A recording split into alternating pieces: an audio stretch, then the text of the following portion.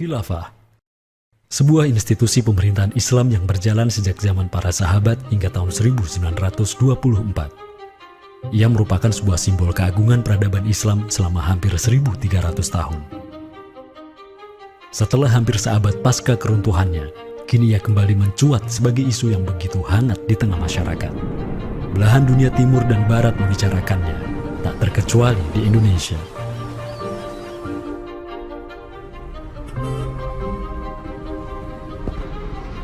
Perdebatan tentang khilafah tak terhindarkan. Apakah ia pantas diterima atau tidak di zaman modern saat ini? Kita tahu khilafah atau kehilafahan Islam itu di Nusantara bukan hal yang baru. Ya, sudah ada hubungan relasi antara kesultanan-kesultanan dan kerajaan Islam Nusantara dengan kehilafahan di Turki Utsmani atau wilayah Arab secara keseluruhan itu sejak abad ke-7.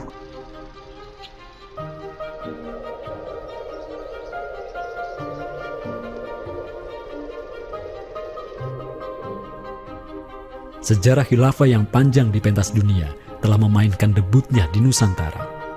Islam yang diemban para punggawanya telah menjadikan Nusantara jaya dan menjadi sumber utama perlawanan terhadap para penjajah. Inilah kisah tentang Nusantara dan jalinannya dengan sang negara adidaya. Inilah kisah tentang khilafah yang menjadikan rakyat Nusantara sebagai satu umat dengan Muslim sedunia. Inilah kisah tentang jejak khilafah di Nusantara.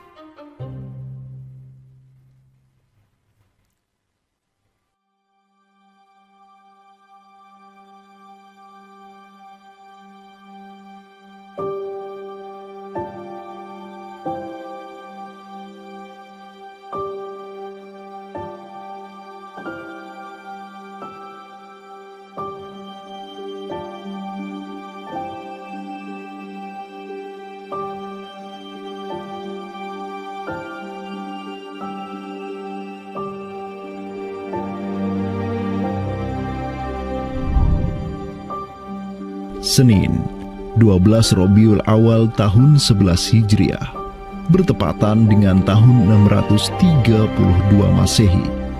Seluruh langit dunia dirundung mendung. Semua orang di Madinah menundukkan wajahnya, kosong pandangan seraya bercucuran air mata. Di pagi itu, kabar duka menyeruak ke seluruh negeri. Rasulullah Sallallahu Alaihi Wasallam wafat. Pada saat Rasulullah SAW wafat, Abu Bakar itu berkhutbah. Abu Bakar mengatakan begini, Ya ayyuhan nas, inna Muhammadan qad mata. Wala budda lihada dini man yakumu bihi. Kata Abu Bakar begitu. Wahai manusia, sesungguhnya Muhammad sudah wafat. Dan urusan agama ini harus ada yang mengurusnya. Setelah Abu Bakar menyampaikan demikian, para sahabat pun segera bersepakat untuk mencari dan memilih Khalifatur Rasulillah, seorang pengganti Nabi, untuk menjaga agama dan menjalankan urusan dunia. Mereka bahkan lebih menyegerakan urusan ini ketimbang menyegerakan pemakaman jasad Rasulullah SAW yang mulia, menandakan bahwa urusan kepemimpinan untuk kaum muslimin pasca wafatnya Nabi merupakan perkara yang amat mendesak. Karena itu Sayyidina Umar juga mengatakan, La islama illa bil jamaah, wala jama'atan illa bil imarah, wala imaratan illa bil ta'ah. Umar juga memahami sebagaimana yang dipahami oleh Abu Bakar. Islam ini tidak akan kuat kecuali dengan adanya jamaah, dengan adanya persatuan. Dan tidak mungkin umat ini bisa bersatu kecuali dengan adanya imarah, adanya khilafah, adanya kepemimpinan. Dan tidak mungkin adanya imarah kecuali dengan adanya ketaatan. Jadi para sahabat itu paham itu. Kemudian para sahabat itu juga menjalankan apa yang diperintahkan Nabi dalam hadis yang lain. Apa kata Rasulullah? Alaikum bisunnati. Kalian harus pegang teguh sunnahku.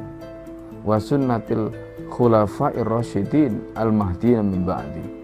Dan sunnah para khalifah rasyidin al-mahdiyyin min ba'di, mendapatkan petunjuk setelahku. Kemudian Nabi mengatakan, Addu alaiha bin nawajidi. Kalian harus gigit sunnah itu dengan menggunakan gigi geram dan jangan dilepaskan. sunnah yang ditinggalkan oleh para khulafaur rasyidin itu apa? Pertanyaannya begitu. Jawabannya tidak lain adalah khilafah itu, sistem khilafah itu.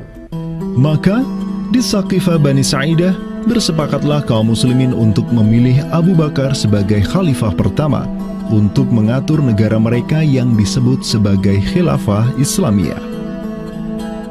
Negara khilafah di bawah kepemimpinan Abu Bakar dan khalifah-khalifah setelahnya, Umar bin Khattab, Utsman bin Affan, dan Ali bin Abi Thalib cepat sekali berkembang.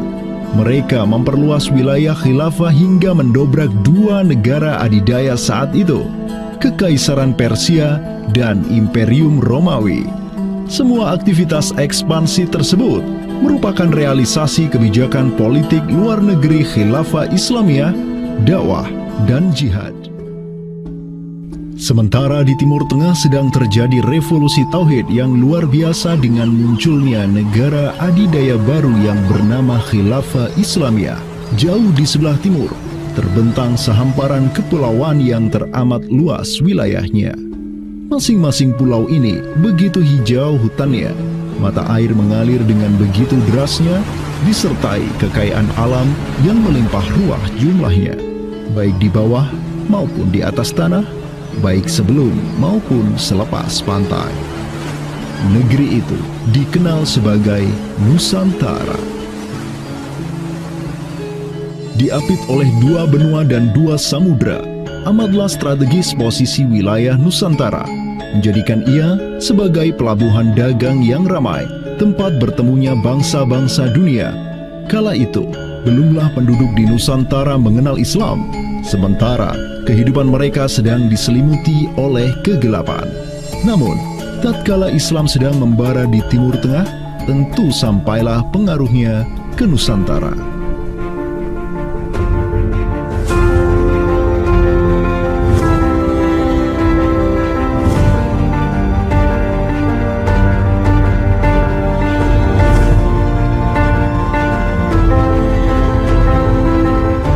Saya ingin mengutip apa yang pernah dinyatakan oleh Buya Hamka ya di dalam buku beliau dari Perbendaharaan Lama, termasuk juga buku beliau yang judulnya Sejarah Umat Islam, yang beliau menyatakan bahwa sesungguhnya teori yang kita tahu bahwa Islam masuk ke Nusantara itu berasal dari Gujarat pada abad ke-12 sampai 15 Masehi, itu sebetulnya tidaklah tepat sepenuhnya. Karena apa? Karena Buya Hamka memiliki pandangan ataupun penjelasan terkait dengan kapan sesungguhnya Islam masuk ke Nusantara, ke Indonesia. Beliau menyatakan bahwa Islam masuk ke Nusantara itu jauh sebelum teori Gujarat.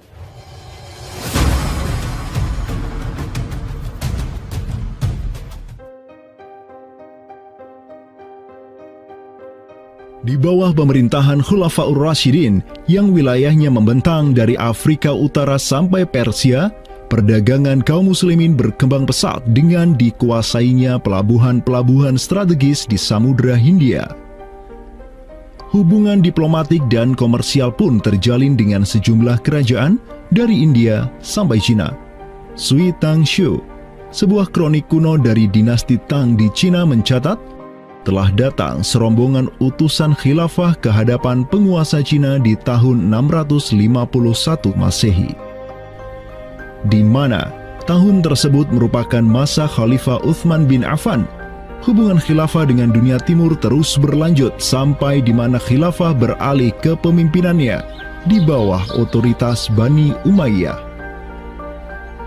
Apabila hubungan negara khilafah dengan kekaisaran Cina sudah terjalin sejak masa Khulafaur Rasyidin melalui jalur laut, tentulah utusan khilafah akan melalui wilayah Nusantara yang menjadi penghubung antara Timur Tengah dan Asia Timur. Dan di ujung paling barat wilayah Nusantara, terdapat pulau besar yang kala itu dikenal oleh bangsa Arab sebagai Sribuza, pelafalan mereka untuk menyebut kerajaan Sriwijaya. Pelabuhan-pelabuhan di kerajaan Sriwijaya senantiasa menjadi titik transit setiap kapal yang hendak melanjutkan perjalanannya. Tentu, penguasa Sriwijaya akan menyadari keberadaan pelayar-pelayar muslim yang singgah di wilayah kekuasaannya. fakta bahwa kerajaan Maharaja Indravarman di Sriwijaya itu ada komunikasi dengan Daulah Umayyah, mengirim surat 2 kali yang isi suratnya itu dari raja dengan 1000 gajah ya dan sebagainya, yang menunjukkan surat menyurat seabad itu yang menunjukkan ada hubungan kekhilafahan dengan Nusantara. Dan secara historis ya sangat logis ketika itu superpower dunia adalah khilafah. Surat yang dikirim oleh Maharaja Sri Indrawarman dari Sriwijaya tersebut dialamatkan ke Damaskus, ibu kota Khilafah Umayyah yang saat itu dipimpin oleh Khalifah Umar bin Abdul Aziz. Dalam surat itu disebutkan, min malikil amlak alladhi huwa ibnu alfi malik walladhi tahtahu bintu alfi malik walladhi fi marudatihi alfu filin walladhi lahu nahrani yumbitani al-auda wal-allawha wal-jawza wal-kafura alladhi yujadu rihuhu ala masirati 12 milan ila malikil arab alladhi la yushriku billahi syai'an. Amma ba'du, fa inni qad ba'athtu ilaika bihadiyatin wa ma hiya bihadiyatin walakinnaha tahiyatun wa ahbabtu an tab'atha ilayya rajulan yu'allimunil islama wa yuwaqqifuni ala hududihi wassalam. Maka di bawah kepemimpinan sang Khalifah Umar bin Abdul Aziz, khilafah menyebarkan rahmatan lil alamin ke segala penjuru dunia, termasuk Nusantara.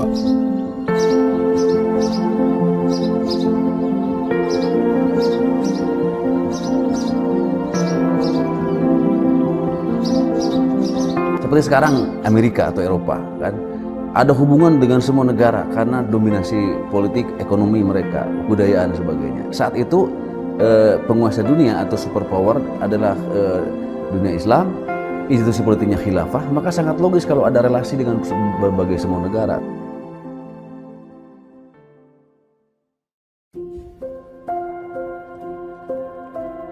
Tahun 1258, dari arah timur datanglah segerombolan pasukan yang mengerikan. Tubuh mereka besar-besar bak raksasa, berkulit kuning dan begitu mahir berpanah dan mengendarai kuda. Inilah pasukan Mongol yang datang dari utara Cina. Khalifah Al-Musta'sim itu dibunuh oleh Hulagu Khan, ya, pemimpin tentara Mongol. Kemudian pasca penaklukan Baghdad, itu Baghdad menjadi kota kosong, ya.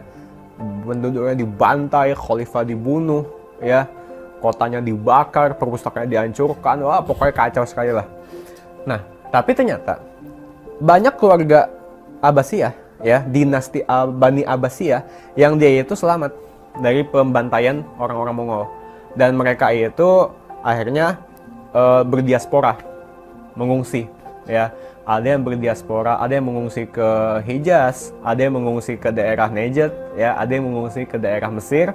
Ada satu keturunan Abbasiyah, Bani Abbasiyah, yang dia itu mengungsi sampai ke Aceh, gitu. Dimana Aceh itu dulu, ya, negara yang berkuasa di sana adalah Samudra Pasai.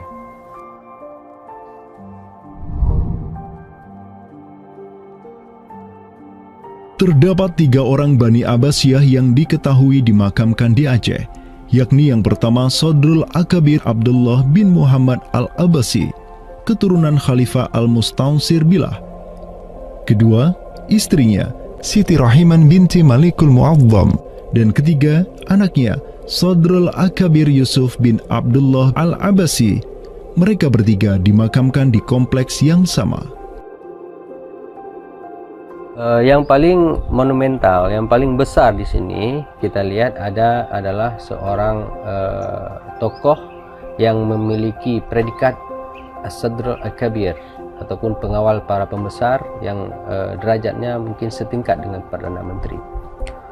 Beliau bernama Abdullah bin Muhammad bin Abdul Qadir bin Abdul Aziz bin Al-Mansur Abi Ja'far Al-Abbasi, yang mana genetika beliau yang daripada Al-Mansur ini sendiri yang merupakan kakek buyut daripada Abdullah ini adalah seorang khalifah dari Bani Abbasiyah. Bani Abbas ini yang terkubur di Aceh, ya, Lok Sumawe ini, ayahnya ini, ya, Muhammad bin Abdul Qadir, ternyata dia itu dicatat oleh Ibnu Battuta, ya, dicatat oleh Ibnu Battuta dalam rihlahnya kitab Tuhfatun Nazar, ya. Nah, dia itu ayahnya Abdullah bin Muhammad Sodrul Akabir yang di Pasai itu menjadi gubernur, ya, menjadi gubernur di mana? Di daerah India, gitu, dicatat oleh Ibnu Battuta, gitu, ya. Dan Ibnu Battuta mencatat sultan-sultan di India itu begitu hormat, ya, begitu taat, dan mereka itu memuliakan keturunan Khalifah Abbasiyah ini, ya, keturunan Khalifah Al-Mustansir Billah, begitu. Nah, ini mengindikasikan bahwasanya apa? Sultan-sultan India itu begitu memuliakan, dan mereka itu dalam satu riwayat lain juga membaiat Khalifah Abbasiyah yang ada di Mesir. Sementara sultan-sultan di India, ya, Kesultanan Islam di India itu punya hubungan erat dengan Samudra Pasai, begitu. Nah, di sini kita bisa menduga kuat bahwasanya Samudra Pasai itu juga berbaiat kepada Khalifah Abbasiyah. Samudra Pasai pada masa itu berbaiat kepada dinasti sebelum Utsmaniyah berkuasa, yaitu kita menduga dan meyakini hal tersebut sesuai fakta-fakta yang kita temukan di lapangan bahwa Madinatul Sumatera ataupun Jaziratul Jawi, Samudra Pasai itu berbaiat langsung kepada dinasti Abbasiyah.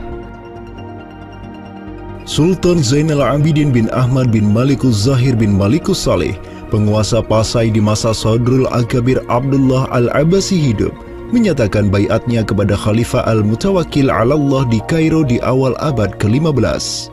Begitu pula sebelumnya, Sultan Muhammad bin Tughluk di Delhi diikuti oleh Sultan Jalaluddin Muhammad dari dinasti Raja Ganesh di Bengali dan penguasa dari dinasti Utsmaniyah di Turki, Sultan Bayazid pertama. Seluruh sultan di dunia Islam menyatakan baiatnya kepada Khilafah Abbasiyah semenjak gelombang badai Mongol berhasil dihentikan oleh pahlawan-pahlawan Mamluk.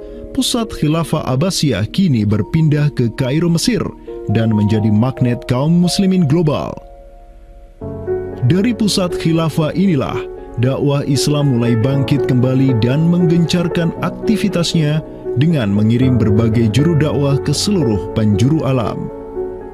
Dengan Samudra Pasai yang mendaulatkan dirinya sebagai Darul Islam yang berbaiat kepada khalifah, Samudra Pasai mengemban tugas untuk mengubah seluruh Asia Tenggara dari Darul Kufri menjadi Darul Islam.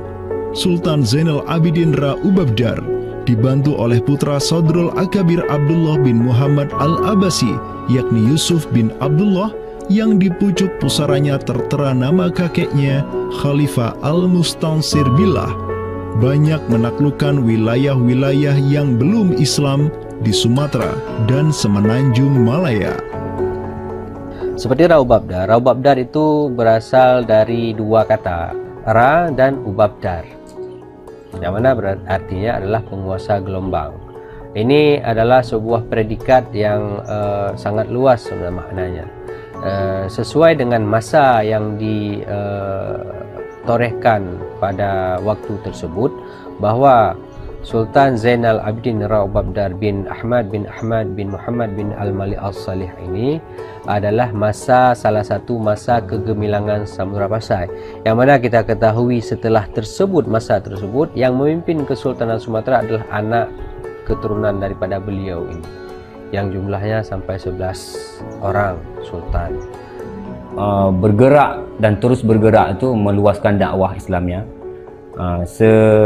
sampai ke pulau-pulau. Itu masa Zainal Abidin Ra Ubabdar, terutama penakluk gelombang yang dijuluki beliau itu melebarkan sayap itu sampai ke seluruh Asia Tenggara.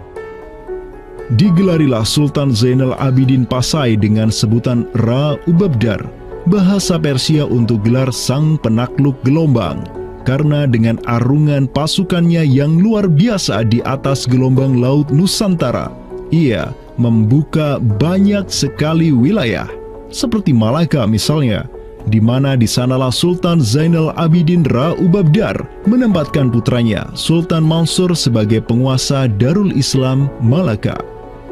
Kesultanan Samudra Pasai banyak pula mengirimkan juru dakwahnya untuk meminta penguasa-penguasa Nusantara lain agar menerima Islam. Salah satu juru dakwah tersebut dikirim ke Jawa Timur, pusat pemerintahan rezim yang mendominasi wilayah Nusantara saat itu, Kerajaan Majapahit.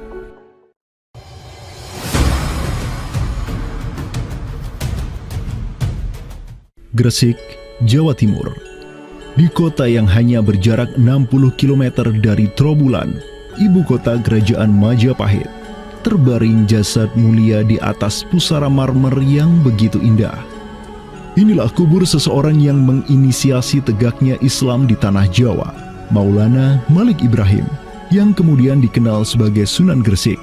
Malik Ibrahim adalah seorang yang berkedudukan tinggi di lingkaran kuasa Samudra Pasai, terlihat dari gelarnya yang bertajuk Umdatus Salatin wal Wuzara, pondasi para sultan dan wazir, di mana gelar tersebut adalah gelar untuk wakil Sultan Samudra Pasai sebagaimana yang dicatat oleh Ibnu Batutah.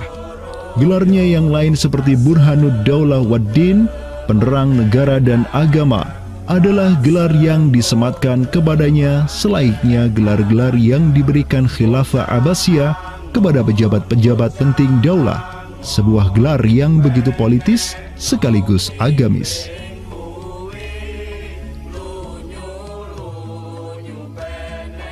Maulana Malik Ibrahim dikirim oleh Pasai untuk mendakwahkan Islam kepada rakyat dan para penguasa Majapahit.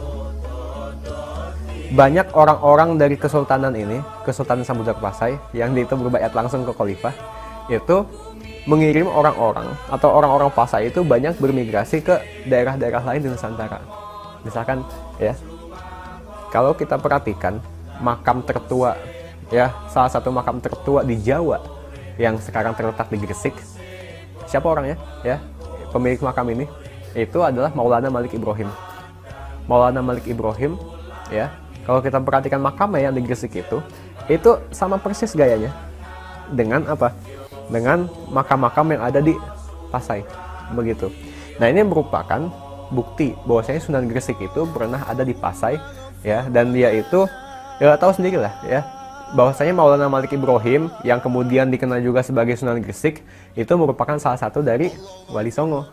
Bersama kakek, paman, keponakan, cucu cicit dan murid-murid pilihannya yang kemudian disebut Wali Songo, Maulana Malik Ibrahim berdakwah di Jawa dan menyebarkan Islam di kalangan penduduknya. Mereka mendapat sokongan penuh dari negara yang berkuasa di Samudra Pasai, kesultanan yang berbaiat kepada Khilafah Abbasiyah. Dakwah mereka terus berkembang, perlahan namun pasti, dan mulai melumat persendian kuasa Majapahit yang mulai keropos akibat kekacauan internal mereka sendiri.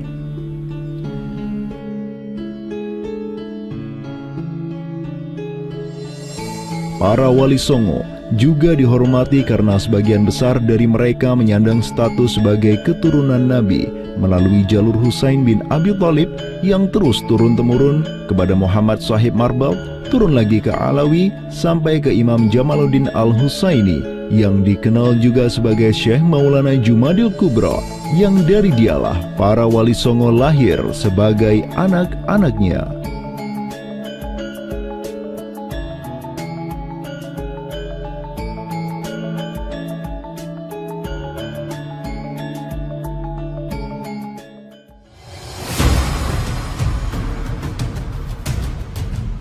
Bertolak dari Gresik, dakwah para wali menyebar ke kota-kota lainnya di Pulau Jawa, bahkan sampai keluar Jawa seperti Maluku, Ternate, Makassar, Kalimantan, dan sebagainya. Selain kalangan rakyat, banyak pula pejabat-pejabat Majapahit yang tercerahkan dengan Islam dan sukarela mengucap syahadatain, seperti para adipati Majapahit di Palembang, Cirebon, Semarang, Pekalongan, Jipang sampai Mataram. Tak tanggung-tanggung, di antara mereka yang berislam bahkan merupakan sang putra mahkota Majapahit sendiri, Pangeran Jimbun alias Raden Patah, yang merupakan buah dari pernikahan Raja Brawijaya kelima dengan seorang putri Cina. Ketika dewasa, Raden Patah belajar kepada Sunan Giri di Surabaya, kemudian diangkat menjadi Adipati Demak oleh ayahnya. Kemudian di tahun 1478, Brawijaya kelima digulingkan oleh pesaingnya dari Kediri, Girindra Wardana. Tahta Majapahit yang diduduki oleh musuh ayahnya lantas membuat Raden Patah di Demak beserta seluruh elemen Islam di Jawa pimpinan para Wali Songo bangkit berjihad melawan Girindra Wardana dan penerusnya Patih Udara.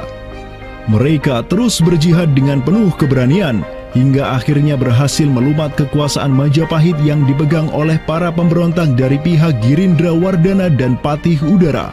Kaum muslimin pun meraih kemenangan hingga akhirnya mereka berhasil memproklamirkan berdirinya sebuah daulah Islam pertama di tanah Jawa, Kesultanan Demak, pada tahun 1482. Digelari Raden Patah sebagai Senopati Jimbun Ningrat Ngabdurrahman Panembahan Palembang Saidin Panatogomo, atau dengan gelarnya dalam bahasa Arab Sultan Syah Alam Akbar Al-Fatah. Dialah Sultan yang telah memfutuhat Jawa menjadi Darul Islam. Dengan berdirinya Demak sebagai daulah Islam pertama yang berdaulat di tanah Jawa, bertambahlah kuat bargaining politik Islam di kawasan Nusantara bersama-sama dengan Kesultanan Samudra Pasai di Sumatera, Kesultanan Malaka di Semenanjung Malaya, Kesultanan Brunei di Borneo, Kesultanan Sulu di Filipina, begitu pula Sultan pertama di Ternate, Sultan Zainal Abidin, yang pernah menimba ilmu ke Jawa di bawah bimbingan Sunan Giri. Dalam rentang abad yang bersamaan, kemenangan daulah Islam di kawasan Nusantara juga diiringi dengan penaklukan Konstantinopel, ibu kota Romawi Timur, oleh salah seorang sultan dari Bani Uthmaniyah, Muhammad Al-Fatih. Penaklukan Konstantinopel sekaligus menandakan tamatnya riwayat Imperium Romawi Timur untuk selama-lamanya. Penaklukan Konstantinopel pada tahun 1453 oleh Muhammad Al-Fatih, sang Sultanur Rum, merupakan realisasi dari janji yang telah terucap ratusan tahun sebelumnya oleh lisan mulia sang Sayyidul Mustafa, Rasulullah Muhammad Sallallahu Alaihi Wasallam. Sungguh, Konstantinopel akan benar-benar ditaklukkan. Sebaik-baik pemimpin adalah pemimpin yang berhasil menaklukkan Konstantinopel, dan sebaik-baik pasukan adalah pasukan yang menyertainya. Dengan dikdayanya kuasa Islam di tanah Rum, menjadikan para penguasa Uthmaniyah mempunyai citra istimewa di kalangan rakyat Nusantara.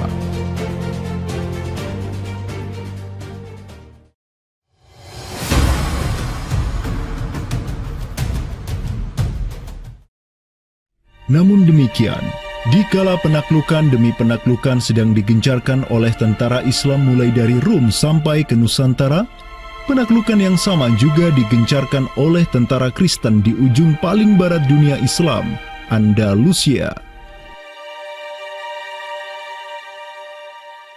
Berbeda dengan penaklukan yang kaum muslimin lakukan, di mana penduduk asli suatu tempat diberi toleransi yang luar biasa atas agama dan properti mereka, tentara Kristen Portugis dan Spanyol menaklukkan wilayah Islam di Andalusia yang saat itu sudah terpecah menjadi Reyes de Taifas atau Mulukhut Tawaif, atau kerajaan-kerajaan yang saling tercerai-berai.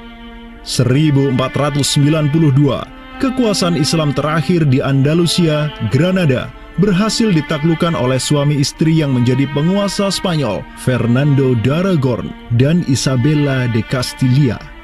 Penaklukan kembali wilayah Andalusia menjadi negara Kristen yang mereka sebut Reconquista telah menyebabkan populasi kaum muslimin di sana tersapu bersih, entah karena diusir, dimurtadkan, atau dibunuh.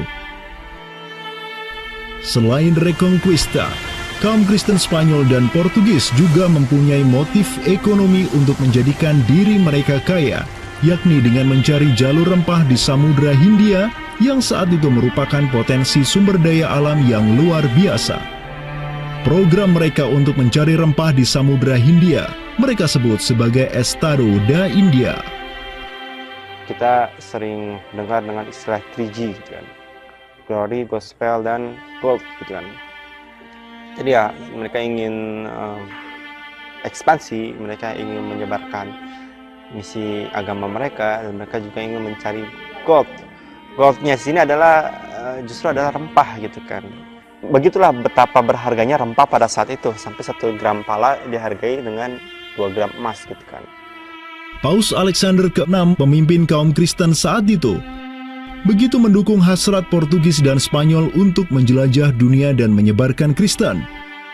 Maka, berangkatlah gelombang penjelajah Portugis yang disertai pasukan dan senjata untuk menaklukkan dunia Islam di Samudra Hindia. Di bawah pimpinan Alfonso de Albuquerque, armada Portugis berhasil menaklukkan Goa di India pada tahun 1510. Dan setahun kemudian, berhasil sampai ke Malaka, merebut pelabuhan strategis itu dari Sultan Mahmud Syah yang memerintah tempat tersebut. Dengan bercokolnya Portugis di Nusantara, dimulailah babak baru sejarah Islam di kawasan ini.